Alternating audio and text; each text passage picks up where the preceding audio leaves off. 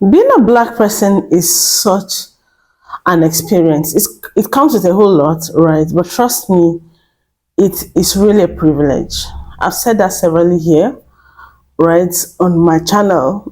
Being black is privilege. Have you thought about people who just found out they're black and how they feel when they just found out that, oh, I'm black? Watch these videos and see. Hey, Eleanor, I have something to tell you. What? I just got on my phone and I found out that I'm a black person. Congratulations. Are you happy for me? I'm really happy for you. Me too. Everything's just making sense right now in my world. I'm gonna tell all my friends that I found out that I was black today. And I'm just gonna see what they say. Nia, I just found out today that I'm black. Oh, that's nice. Eric, did you know that I'm black? I didn't know. You didn't know? No, I didn't. JC, I have to tell you something. Oh, okay. I found out I was black today. You did? Yeah. Did you know I am? Lauren, I just found out that I'm black today. Wow. I'm watching it. Way back. I own it. Congratulations. I found out I was black today. I didn't trust the guy in tech. He's exactly that.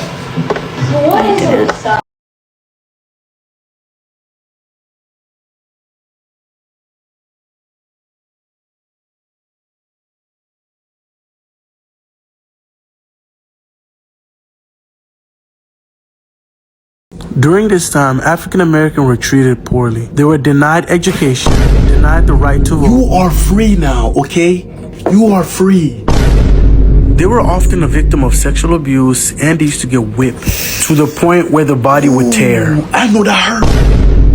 I know that hurt. During this time, African Americans were used too, but not. Sir, What do you want? I think Tyrone is getting uncomfortable. Bro, my name is not even Tyrone. Okay. I think we should stop talking about it. He's getting uncomfortable. Nobody is getting uncomfortable here. Stop being weird. I got you. When I first arrived in the U.S., I remember an African-American family lived right across from me.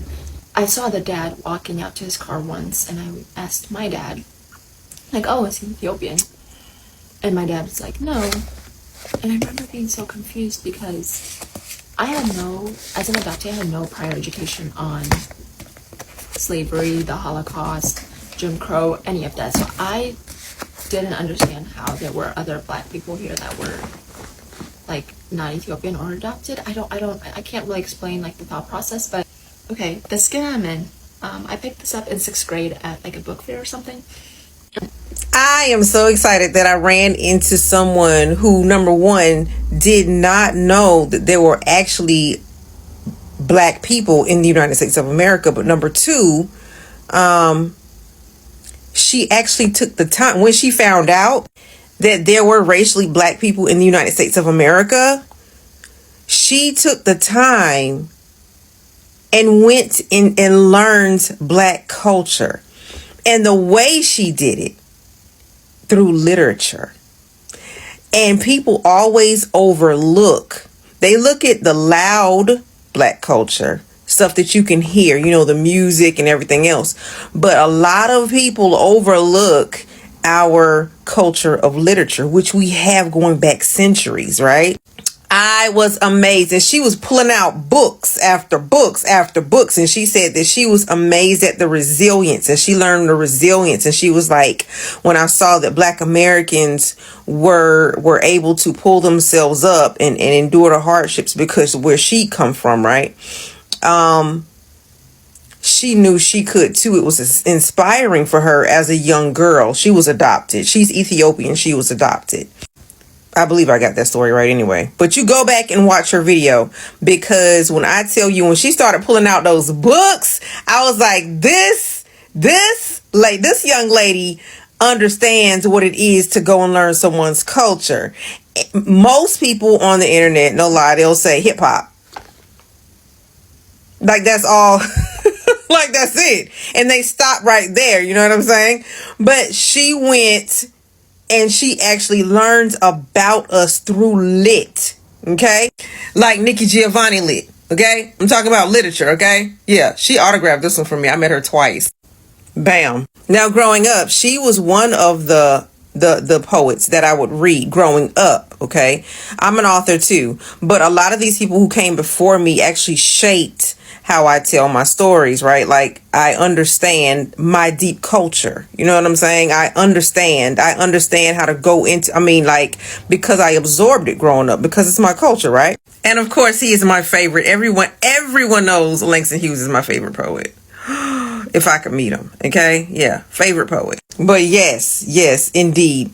His poetry takes us all the way into our history here in the United States of America.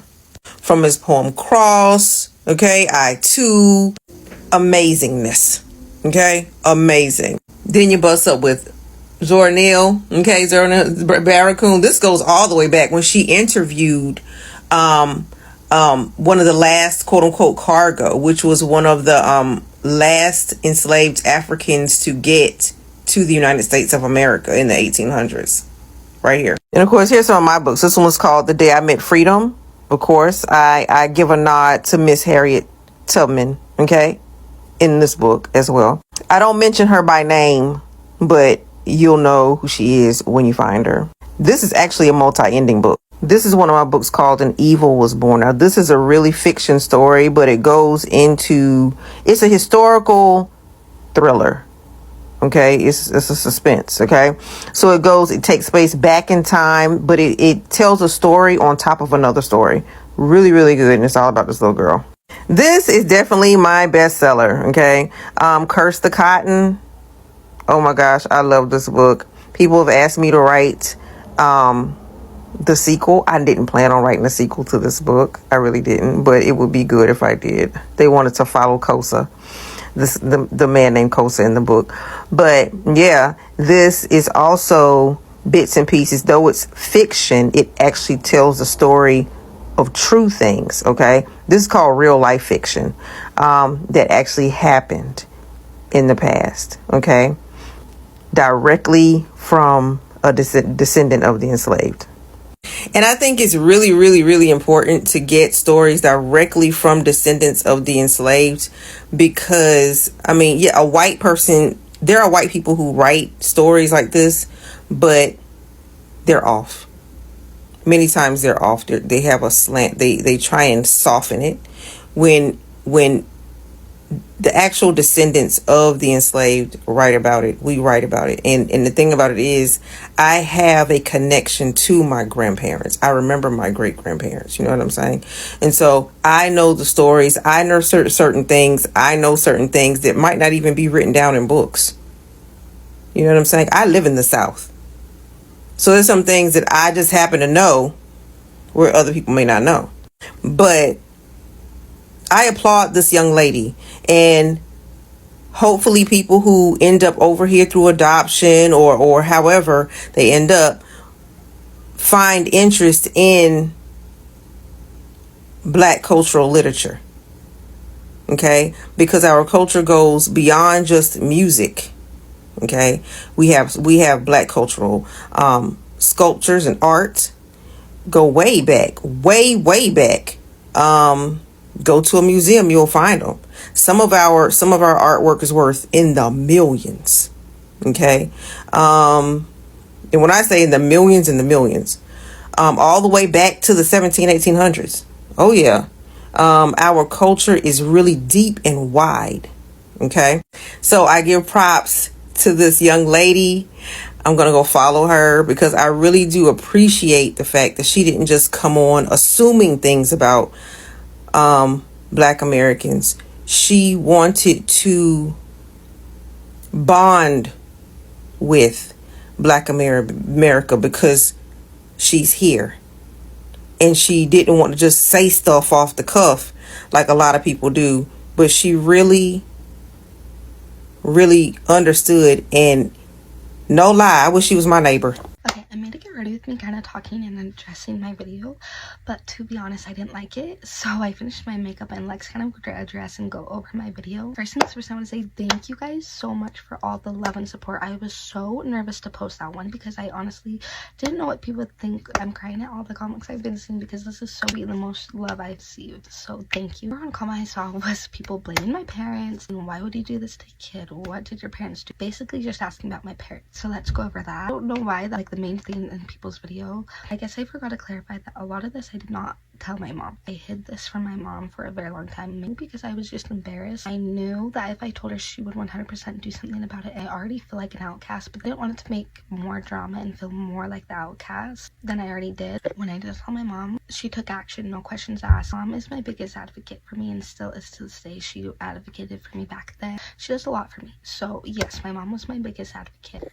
A lot of questions are saying, why didn't she try to put you in a more diverse area? Is one of the main reasons why she pulled me out of school, because she saw how much I was struggling, and that's why she pulled me out of school. And I loved it. Thrived in online school. I did so much better. She actually kept asking, did you want to go somewhere else? Do you want to try here? Do you want to try here? Asking me if I wanted to be put somewhere else. At the time, I did not. I did want to go back my senior year of high school to the same school. Why I thought it would be better, because it wasn't. That was my choice. That was my decision. And in fact, she's actually moved my sister's schools multiple times, trying to give her a better experience. Everybody has this experience with their adoptive parents, so I'm so thankful for her. People are talking about HBCUs, college. I graduated about 3 years ago. I was still unsure what I wanted to do with my career, so I actually did get my CNA license, blah blah blah. So a whole story. Because I got pregnant, that's where my schooling ends. If I were to go back, it probably would not be to an HBCU, and I'm gonna be 100% honest with you guys, mainly because I am raising a daughter and I can't just pack everything up and move. School is expensive, housing is expensive. It just is not in the cards for right now. But there's no HBCUs near me, so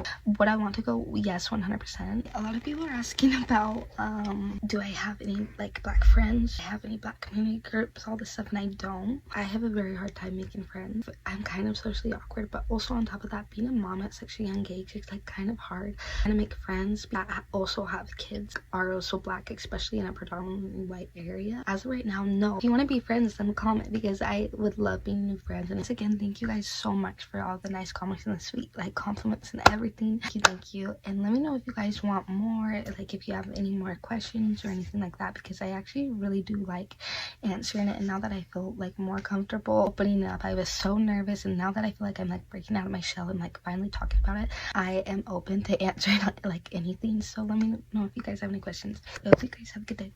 Bye.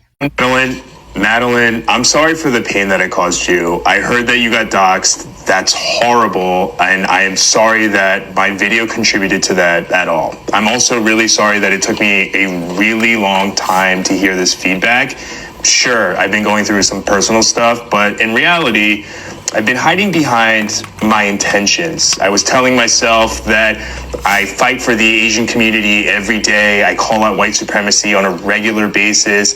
And I was even telling myself that the reason I made this video was because of the people of color in the comments saying, well, what about us?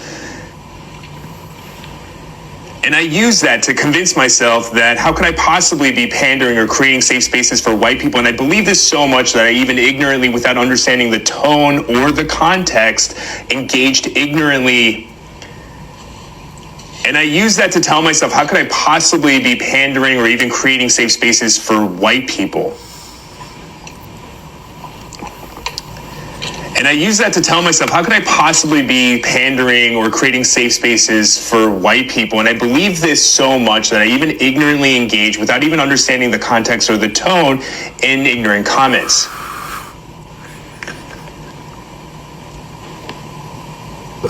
And the sad part is, as someone who spent the majority of their teens, and the sad part is, as someone who spent the majority, and the sad part is, as someone who spent their 20s and the majority of their 30s side-eyeing white people everywhere.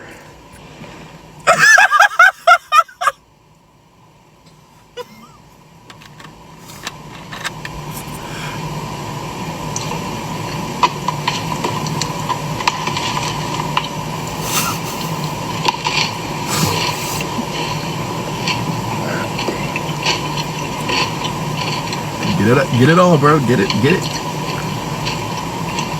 Yep, you got it. Yeah, you got it. And the sad part is, as someone who clearly obviously knows the harm that white people can do in people of color spaces, and the sad part is, as someone who obviously knows the damage that white people can do in people of color spaces, and as someone who has literally side-eyed white people throughout his whole 20s and the majority of his 30s, I should have. And the sad part is, as someone who obviously knows the harm that white people can do in people of color spaces, and the sad part is, as someone who, and the sad part is, as someone who, and the sad part is, as someone who understands the damage that white people can do in people of color spaces, and as someone who has side-eyed white people throughout their 20s and majority of their 30s, and uses social media to get out.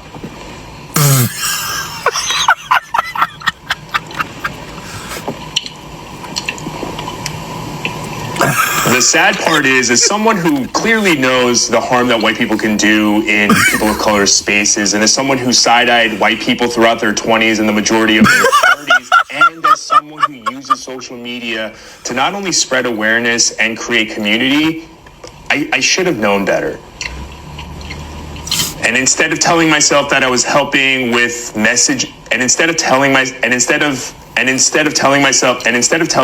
that I'm helping with messages like this, and I'm only telling you that because and instead of that, I should have just shut the fuck up, because your traumas and how you process your traumas and the validation of your experiences is not my place.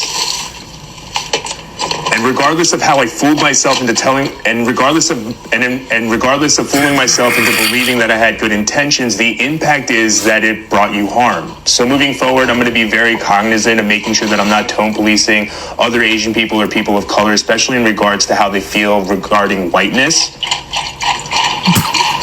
And moving forward, I'm going to be more aware. And moving forward, I'm going to be more aware. And moving forward, I'm going to be more aware of making sure that I validate other people's experiences instead of thinking that I need to get.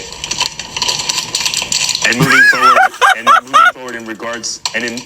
forward, I'm going to validate more. And moving forward, I'm going to make sure that I validate those experiences instead of thinking that I. And moving forward, I'm going to remember that everyone has their own valid experiences, and I'm really sorry that it took me this long to listen to anyone's feedback. You lot can send me all the racist comments you like. We are not people of colour, so you can call me the Black Tommy, but these are the facts. We are not people of colour. I'm black. You're people of colour, and our way of life and our culture is not the same. That's not slurring. We're not the same. That's why you lot are being done for grooming. There is no black Muslims on this grooming thing. So we're not the same. Our culture, black culture, is closest of any race to whites. And they are the facts. You people have an ulterior motive. You want to come here, scream racism so you can get your own way. And when you don't get your own way, you want to call everyone racism. You wouldn't know racism if it come and slapped you in the face. I was brought up on racism, but the facts still remain the same. You people have a demeaning, derogative mentality against kids and women. Why don't you message me and tell me which one of you people in which religion ain't like that? Follow and repost. Okay, I'm not trying to be funny. I'm genuinely asking. Throughout my life, I have had people tell me that I am white, which is cockamamie to me. And I've had people tell me, no, you're mixed. I have two black ass parents. Not light skinned black. They're darker than I am. Do I not look black? Because I've been experiencing misogyny and racism all my life. And people keep telling me that I look mixed or that I'm white. But I'm black. I am proudly black. I will be black in every single lifetime if reincarnation exists. I don't want to be any other race than black. So, do I have a black card, or has it been taken, or has it never been issued to me? Y'all be honest and let me know, because this is weird. I hate when I say I'm only concerned with the well-being and welfare of black people, and then somebody want to say, oh, but people of color. Look, bitch. Once I found out even Samoans have a derogatory term for black people, bitch, like the fuck I said, I'm only concerned with black people. My black people. Okay. White people, it's your turn. If you woke up black, name one thing you would do that day. Now, disclaimer, this comment section was very, very respectful. They were not, you know what I'm saying, just like the other people for the black one. So, like, calm down, because I will block you. Make my butt do that jiggly thing. Oh, wait a minute. Oh, Jordan, you made my side hurt. Helicopter. I'm assuming just the sound, but I honestly, somebody gonna have to break that one down for me, because me, a black woman, I have no idea what you're talking about. First thing I do is check if my wee got bigger. Now listen, Timothy, you a real one for this, okay? You are a real one for this, and I'm rooting for you, man. I'm rooting for you. Go get my hair done in micro braids. Y'all really want these braids, huh? You know, I don't blame you, because as you can see, a black girl in her braids, like, I get it. Laugh at a great joke while running around the house and not have to stand still. Wait a minute. Y'all have to stand still when you laugh? Like, do y'all just be standing there, you just, with posture and everything?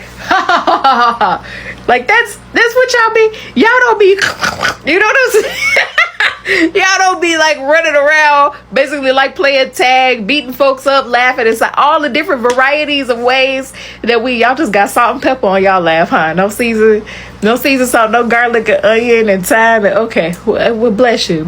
I hope you get that opportunity for yourself. Not change the battery in my smoke detector. Black people, this cannot be our legacy. Go change that. You embarrassing us. Go change that battery in that smoke detector. Yeah, I love being black, and I know some people will say I'm not black because I'm not black American, right? Okay, now I'm talking about being black in the sense of the skin color, right? You all know I'm African. Yeah, let's understand that. You know, I always have this respect for black Americans. Our black Americans don't like people overly saying they're blacks when, you know they are not blacks, right? Yeah, if you understand what I mean. Now, let me tell you, being black is a privilege. Knowing fully well that when you go out there, a lot of people might not like you. It's even something to be grateful for.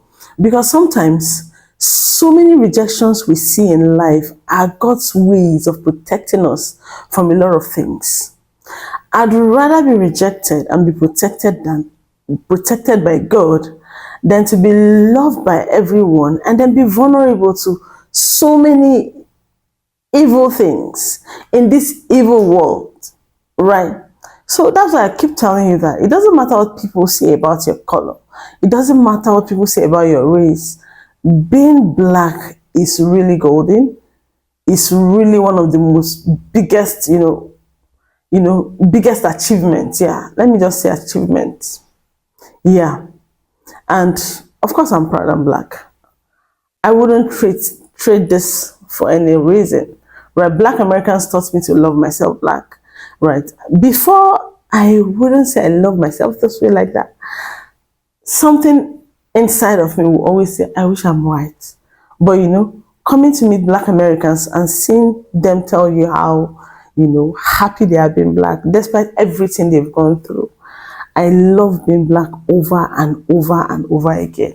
Let me hear your thoughts in the comments. See you. Do not forget to subscribe, like, share this video. I love you so much.